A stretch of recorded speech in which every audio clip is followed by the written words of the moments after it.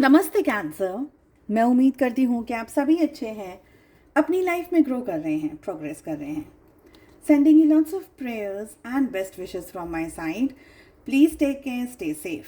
साल का आखिरी महीना दिसंबर 2024 कैसा रहेगा आपके लिए, इसी टॉपिक पे हम रीडिंग कर रहे हैं। जनरल रीडिंग्स हैं, कलेक्टिव रीडिंग्स हैं।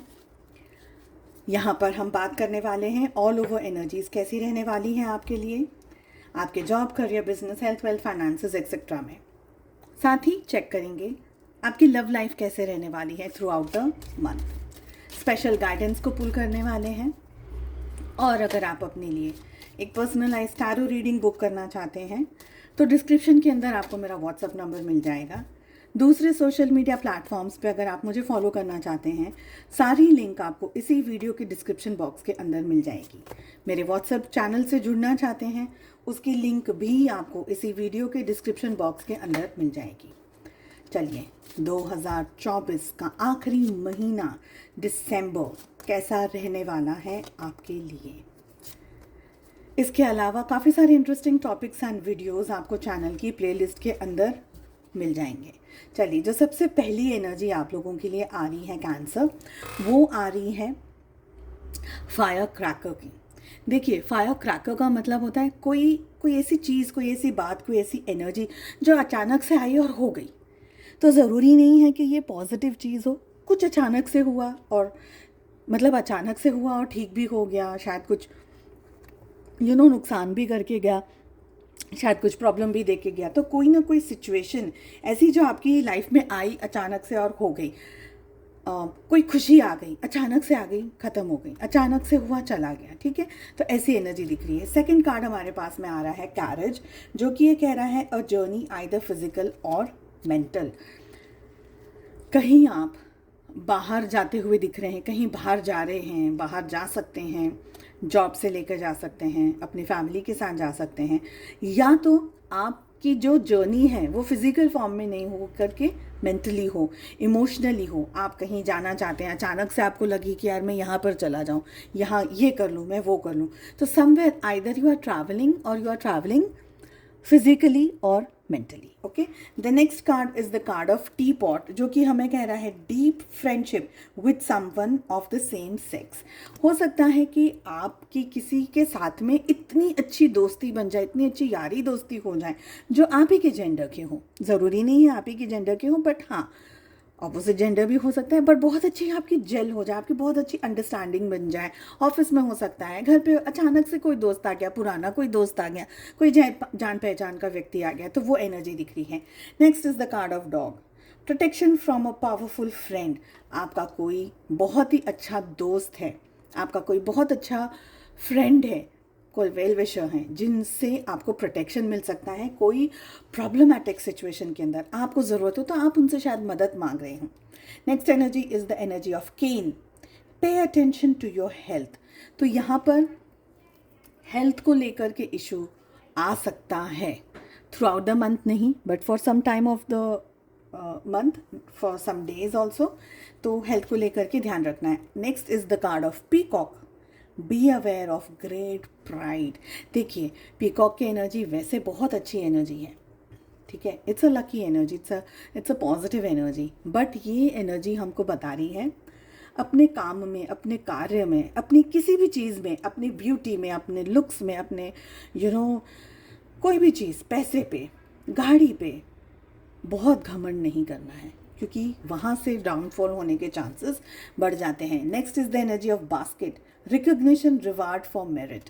सो आपको आपकी मेहनत का रिवॉर्ड मिल सकता है, आपकी मेहनत का फल मिल सकता है, आपको लोग पहचान सकते हैं, आपकी तारीफ हो सकती है, दिख रहा है। Next is tier drop. दो कार्ड्स यहाँ पर रिपीट हुए हैं पिछले वाली रीडिंग से। ग्रेट पर्सनल सॉरो, मतलब कुछ ऐसा हो सकता है कि अचानक कोई सिचुएशन आ गई, कोई बात आ गई, आपको दुख हो रहा है तो आप रो रहे हैं, उदास हो रहे हैं, तो ऐसी एनर्जी दिख रही है। ठीक है, चलिए, एंटायर मंथ दिसंबर में किस एनर्जी में आपको सबसे ज़्यादा रहना है, या किस एनर्जी पे आपको सबसे ज़्यादा फोकस करना है। We have happiness and we have marriage. तो खुशी, आपकी खुशियों पे सबसे ज़्यादा आपको फोकस करना है, और सेकंड फोकस आपको करना है इफ़ यू आर मैरिड। ठीक है, अगर मैरिज नहीं हुई है तो you can still find someone जो कि आपको सूटेबल लगे अपनी सिचुएशन के हिसाब से। चलिए, ऑल ओवर एनर्जीज, इस रीडिंग को फॉलो करने के लिए आपको क्या करने की ज़रूरत है। आपके मन में जो भी सवाल हो, आपके job, career, business, health, wealth, finances, कोई भी और सिचुएशन को लेकर के, बस उन सिचुएशन को, उन क्वेश्चंस को अपने ध्यान में रख करके आप इस रीडिंग को फॉलो करेंगे। ये एनर्जीज़ हैं जो कि सारी जगह पर मैच कर सकती है आपको, और सेकंड डेक से हम आपकी लव लाइफ के लिए कार्ड्स को पुल करेंगे। कैंसर, देखिए अभी यहाँ पर 2-3 चीज़ें हैं। सबसे पहले तो मैं आपको चेतावनी समझ सकते हैं आप इसको, to be careful for the month. सबसे ज़्यादा इम्पॉर्टेंट बात आती है, हम देखिए अच्छा तो सब ठीक है, पर जो चीज़ में संभालना है वो मैं पहले बता दे रही हूँ आपको। सबसे पहले आपको संभालना है कोई चोरी नहीं हो आपके घर पे, जॉब में, बिज़नेस वगैरह में, कहीं पर भी आपके डॉक्यूमेंट्स, आपके इम्पोर्टेंट पेपर्स, आपके ज्वेलरी, कैश, कुछ भी जो भी रखते हैं, जो भी आपके लिए इम्पोर्टेंट है, तो चोरी की यहाँ पर सबसे ज़्यादा मेरे को एनर्जी आई है। ये किसी स्पेसिफिक पर्सन के लिए हो सकता है, ये सभी लोगों के लिए हो सकता है। ओके, ध्यान रखने में क्या जा रहा है। ओके, सो चोरी की एनर्जी सबसे ज़्यादा जो मुझे आई है वो मैंने आपको बता दी। सेकंड एनर्जी मुझे जो सबसे ज़्यादा आ रही है वो आ रही है किसी बड़े नुकसान की एनर्जी। नुकसान हो सकता है, आपने कोई प्रॉपर्टी खरीद के रखी है, उसमें कुछ नुकसान आ गया, आपका ध्यान नहीं गया, कहीं नुकसान आ गया, शेयर मार्केट है या कोई और जगह पर आप अगर इन्वेस्टमेंट्स करते रहते हैं, कोई ऐसा डिसीजन आपने ले लिया, कोई ऐसी बात ले ली, कोई ऐसी चीज़ हो गई जिसमें कि नुकसान आ रहा है आपको। रिलेशनशिप में भी यहाँ पर लॉस मुझे दिख रहा है। मैं इस वक्त लव की बात नहीं कर रही हूँ, बट रिलेशनशिप की बात कर रही हूँ, उसके अंदर लव की कैटेगरी आती है, तो आप इसको लव में भी, रोमांटिक एंगल में भी इस एनर्जी को ज़रूर से रखिएगा ध्यान में। तो कहीं ना कहीं ऐसा नुकसान, कोई बातचीत हो गई, कुछ ऐसी बात हो गई, कोई मनमुटाव हो गया जो कि एक गंभीर परिस्थिति में कन्वर्ट हो गया। बात शायद थी नहीं पर हो गई। ओके, सेकंड चीज़, अब आपको एडवाइस में मैं यहाँ पर ये कहना चाहूँगी कि आपको 2 एनर्जीज़ को पूरे मंथ में ध्यान से 2 एनर्जीज़ में रह के चलना है। एक एनर्जी है बहुत शार्प, आपकी नज़र होनी चाहिए। आपका जो नज़र है, आपकी जो सोच है, आपकी जो समझ है वो बहुत शार्प होनी चाहिए।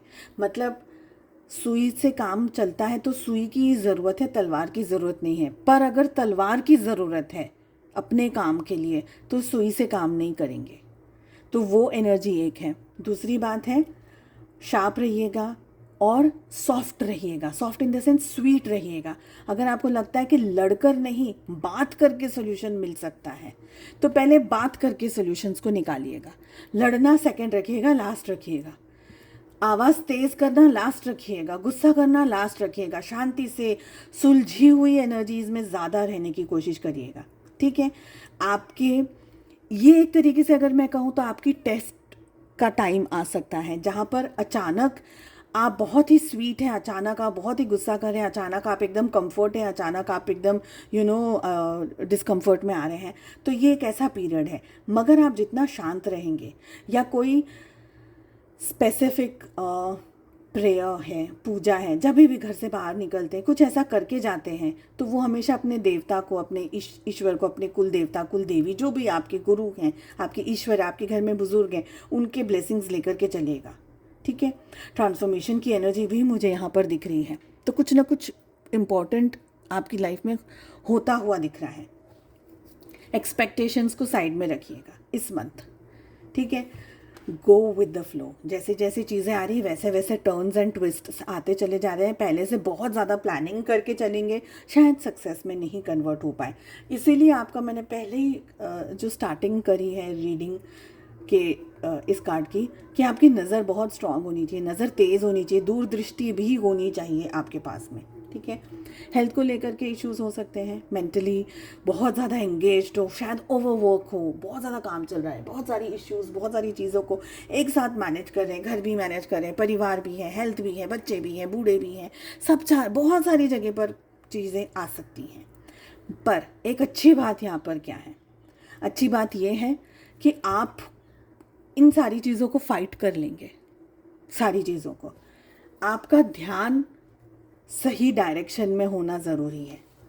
अगर आपका ध्यान प्रॉब्लम पे नहीं रह करके, सॉल्यूशन पे नहीं रह करके कहीं दूसरी जगह रहा तो शायद इश्यूज आ सकते हैं। बाकी आप बहुत अच्छे तरीके से इन सारी एनर्जीज़ को, ये सारी सिचुएशन को मैनेज कर सकते हैं। और मैनेज करेंगे कैसे? आपको सपोर्ट तो डेफिनेटली मिलने वाला है यूनिवर्स की तरफ से। पर जैसे मैंने कहा, ज़रूरत है अगर तलवार की तो सुई से नहीं काम करना है, और अगर लगता है कि यार सुई से काम हो जाएगा तो तलवार नहीं निकालनी है, ठीक है। बी स्वीट, बी काइंड, अपनी डिसरिस्पेक्ट खुद को भी नहीं करनी है और किसी से करवानी भी नहीं है। चलिए चेक कर लेते हैं।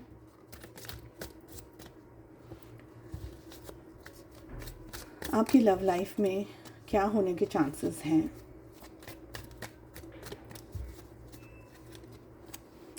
दिस मंथ, ओके, ये कार्ड अपने आप पॉप आउट हुआ है तो मैं एक और लेना चाहूँगी।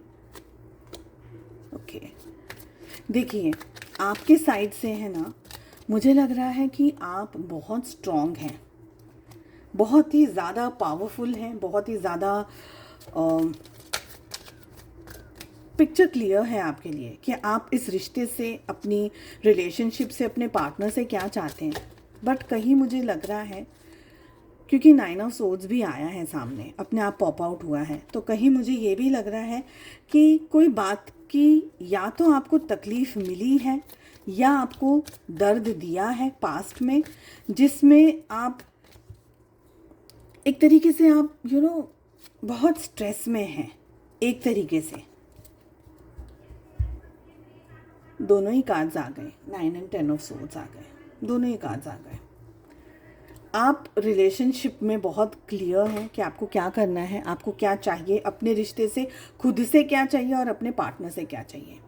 आप मेजर स्टेप्स, मेजर डिसीजंस इस मंथ अपने रिलेशनशिप को, अपने रोमांटिक एंगल को लेते हुए मुझे दिख रहे हैं।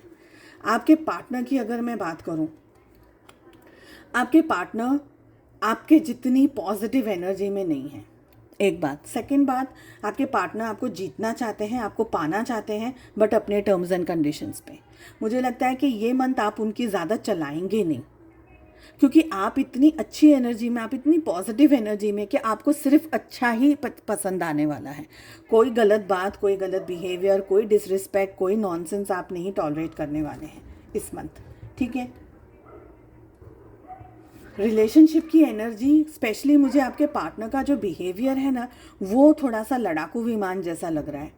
अगर आपके पार्टनर को उनकी मर्ज़ी से, उनके तरीके से चीज़ें नहीं मिली तो हो सकता है कि वो गुस्सा कर सकते हैं, जल्दबाजी में कोई डिसीजन ले सकते हैं, कोई एक्शन ले सकते हैं जो आपको हर्ट करे। उनका बिहेवियर, उनका थिंकिंग, उनका पैटर्न आपको हर्ट करे, ये मुझे लग रहा है। आप इस मंथ, इस रिलेशनशिप में, हम कहते हैं ना कि तूफ़ानों का भी सामना आप कर लेंगे अकेले, सब कुछ कर लेंगे अकेले, क्योंकि आपको ये रिश्ता चाहिए। यानी मैंने जैसा कहा कि आप बहुत क्रिस्टल क्लियर हैं कि ये रिश्ते से, इस पर्सन से आप क्या चाहते हैं। बट आपके पार्टनर का बिहेवियर कहीं ना कहीं आपको चोट पहुंचाता हुआ दिख रहा है, हर्ट करता हुआ दिख रहा है, जिसकी वजह से towards the end of the month आप वापस उस एनर्जी में आ रहे हैं कि अब मुझे फिर से सोचने दो कि ये रिश्ते में मुझे रहना है कि नहीं रहना है। टेम्पररी हो सकता है towards the end of the month कि आप अपने पार्टनर से थोड़ा सा डिस्टेंस में चले जाएं। हो सकता है 1-2 दिन आप उनसे कम बात करें, नहीं बात करें, क्योंकि आपको थोड़ा सा क्लैरिटी की ज़रूरत है। यहाँ पर ये एनर्जी मुझे दिख रही है सोल डेवलपमेंट एंड आपकी सोल ग्रोथ के लिए, और ये कार्ड सिर्फ और सिर्फ आपकी सोल के ग्रोथ के लिए है। आपको क्या जानने की ज़रूरत है, आपको क्या समझने की ज़रूरत है, आपको क्या महसूस करने की ज़रूरत है।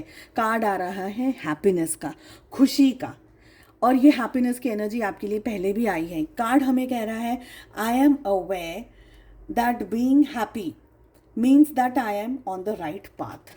अगर आप खुश हैं, अगर आप हैप्पी हैं, तब आप सही रास्ते पर चल रहे हैं, सही डायरेक्शन में चल रहे हैं, सही पाथ पे चल रहे हैं। ठीक है, खुश रहना ज़रूरी नहीं है कि सर्कमस्टांसेस आपको खुश रख रहे हैं या आप सर्कमस्टांसेस की वजह से खुश है, लोगों की वजह से खुश है, दूसरों की वजह से खुश है। नहीं, खुशी हमारी पर्सनल चीज़ होती है, हम पर डिपेंड करता है कि हम खुश हैं या नहीं हैं।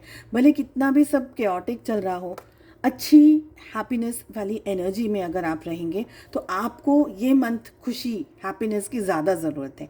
सिचुएशन जो भी हो, खुद को सेल्फ लव के अंदर रखिए, खुद को अच्छा खिलाइए पिलाइए, अपना ध्यान रखिए और खुश रहने की कोशिश कीजिएगा। उम्मीद करती हूँ आपको रीडिंग पसंद आई। Please do like share and subscribe to the channel. हम मिलते हैं अगली रीडिंग में, और भूलिएगा मत बेल आइकन को प्रेस करना ताकि नोटिफिकेशंस आपको मिलता रहे। हम मिलते हैं अगली रीडिंग में। अपना बहुत ज़्यादा ध्यान रखिएगा। Take care, bye bye.